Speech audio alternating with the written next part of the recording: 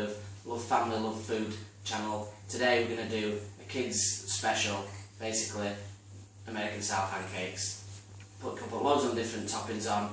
It's very similar to a normal pancake recipe, and I've adapted it to make it really good for kids and really easy and quick to do.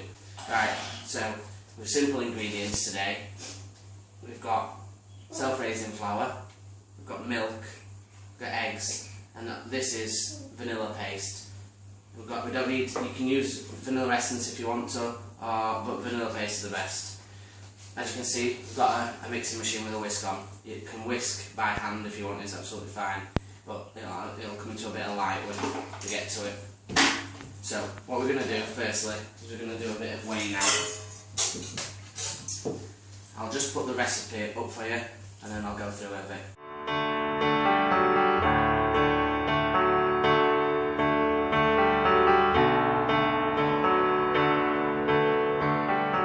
Right, so first we're starting off with self-raising flour. I'm going to weigh out in grams, and you need a separate bowl that's going to be separate to the one that you're going to whisk your eggs in. So first, start off with your self-raising flour, and you need about 150 grams of self-raising flour. This should do probably a good 6 decent sized pancakes, maybe a few more. So self-raising flour in there. Pretty much that's the only thing apart from your milk that you're going to need to weigh out. So before we do the milk, we're going to go towards eggs. Eggs, just a medium free range egg, is absolutely fine. This is where it gets a bit tricky if you haven't done it before. Just need to separate the eggs. So really simple. Crack it on the side, and then the whites we want in this one on its own. And all you're doing is just gently put your thumbs in and pull your egg gently apart, so you've got two halves. You just tilt it slightly to let the whites come out, and then drop your yolk into the other one, and just repeat it a couple of times, and you'll have the whites in one and your yolk in the other. So drop your yolk into the one with the flour again. So you're going to need probably about 4 medium-sized eggs for this one. Maybe 3, we'll see how we go. So that's 2.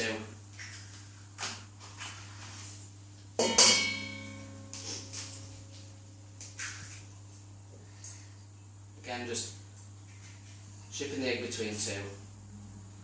It'll come apparent why we do this. 3. I'd say probably would be right with about 3 medium eggs. These are small. I'd say these are slightly smaller than medium, so I'm going to use 4. So if you use a small egg, 4. If you use a large, maybe you'd probably be alright with 2 to 3 large as well, to be honest.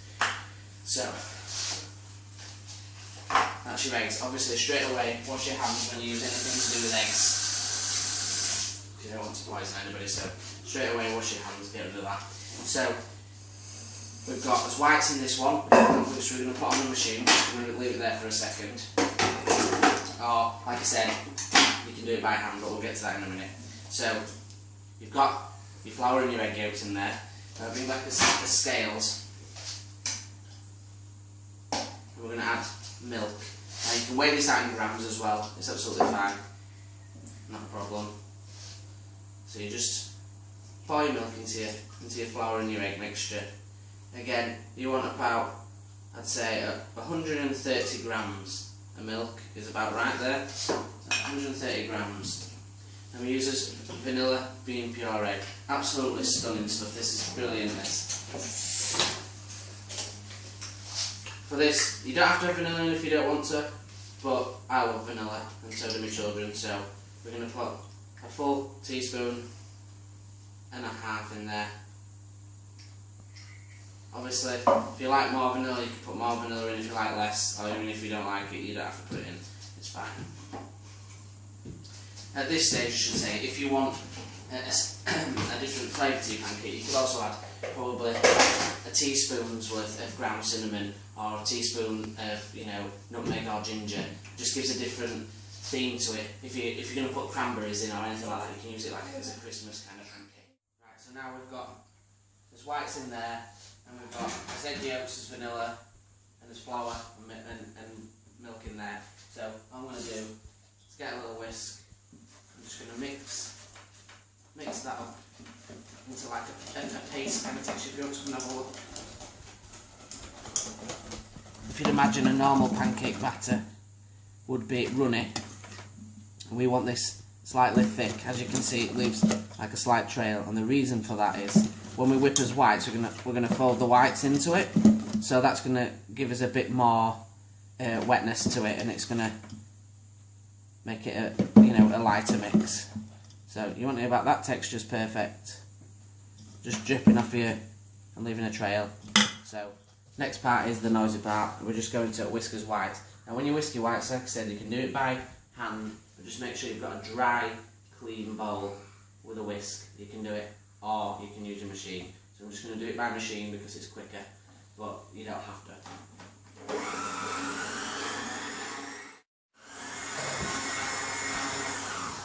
Right, now we've got it to a meringue texture, and so we can have a look.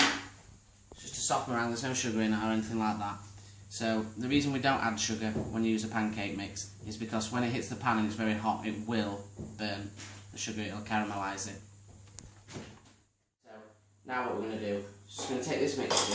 Obviously, if you're going to do it by hand, put a spoonful of the meringue into it first to loosen it, and then fold the rest in. What we're going to do is just going to turn this onto number 1 and gently add it bit by bit, and it's going to mix it in for us. And then we're just going to give it a fold after.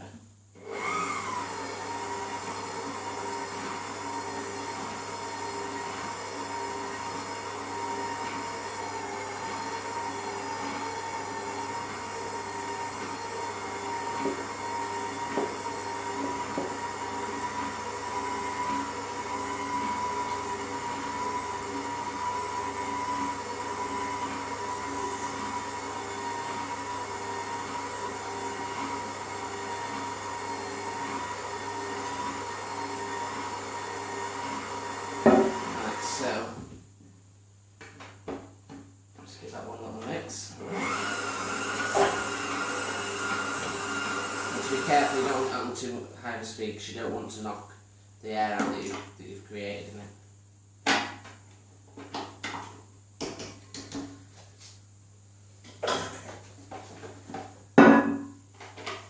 So, what we're going to do now is just, if you can have a look, just have, see there's always going to be a couple of bits around, just gently mix round and fold those in. So you just round under the bottom and then lifting it out to the top.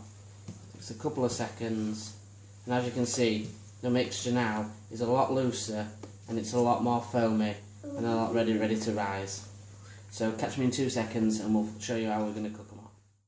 Right, now after you've done that stage of mixing it together, it'll only last probably for about an hour on the side. It's not something that you do and then put it in the fridge. Once you've added your meringue will start to break down, so you want to be cooking them straight away really. But you can, if you want to make the base part of it first and not whip the meringues until you need it, then you can do that, that's absolutely fine. So now I'm just going to show you how to cook them. My little girl is going to come first because she wants to have her pancake first. Come on then, little Daisy. So what we're going to do, let's get you sat there. Right, so first I'm going to turn the pan on to about number 6. Obviously, never leave it unattended with your children. That's just an obvious. So just going to open this. Hey, you ready for your pancake? So we're going to put... Why are you putting oil in? Why are we putting oil in? Why do you think we're putting oil in? Make the pancake. To stop it from sticking. So if we don't put any oil in, it'll stick, won't it? So just a little bit of olive oil. If you don't like the flavour of olive oil, you can use a little bit of veg oil or sunflower oil. But we have olive oil in there. Right, so just turn it up to high heat to start with. Just bring your pan up to a good hot heat, and then we'll strain a bit of that oil off. It's good to have a nice non-stick pan, and then we'll just lower the heat to a medium heat. To a medium heat, and then we'll cook the pancakes on it. So nearly there. It's the pancake. It's the oil. Right. So what we're going to do now is turn it down to a medium heat. So at number 5, and then use your ladle. What's that other smell? So the ladle and put the pancake in the middle. Just drop from a little height and it'll spread itself, you don't need to touch it. It's not like a normal pancake that you fill in your whole pan, you need to swirl it around. Just leave it to settle in the middle and it'll puff up itself, you don't need to touch it.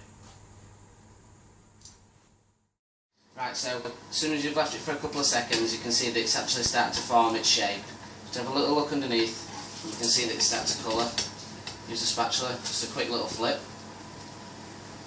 And you can see that unlike a normal pancake, it starts to puff up like a bit, you know, just a good decent depth to it. And that's what we're wanting from the whites. That's why we're whipping the whites and we've got the self-raising flour in there, just to give it a bit of rise. Now, it's easy to tell when they're done. All you have to do is just get back your hand, just to get your fingers, and just give it a little poke like that all the way around. And if it's firm and springs back, then it's cooked. And all you're doing then is just having a look and seeing if it's got the right colour for you.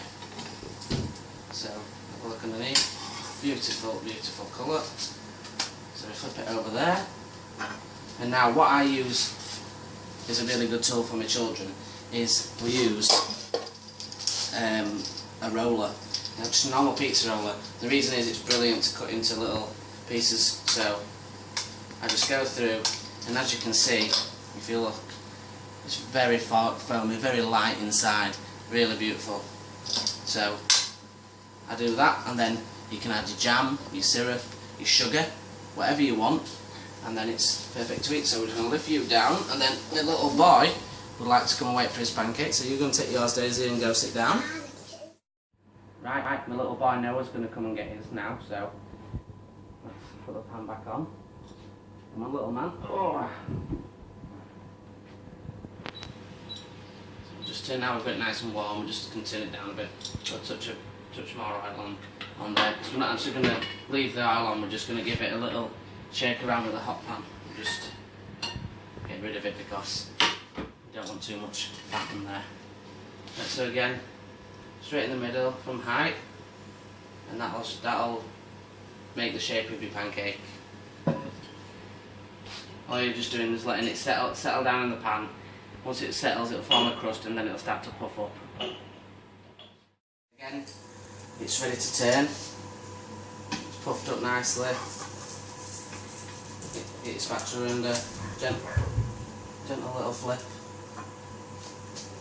And another good thing is you can put herbs, you can put sweet corn, you can put lots of nice little savoury things in to take the vanilla out, and you can do it like what they call a bellini, and you can have, like, say, smoked salmon on it and things like that, and cream cheese, and you can do them actually as individuals if you want to make them as individual bellinis, or you could do a big pan one and cut them out, and they're really, really good for parties and things like that. So, right, Noah. So again, we touch it, don't we, Noah?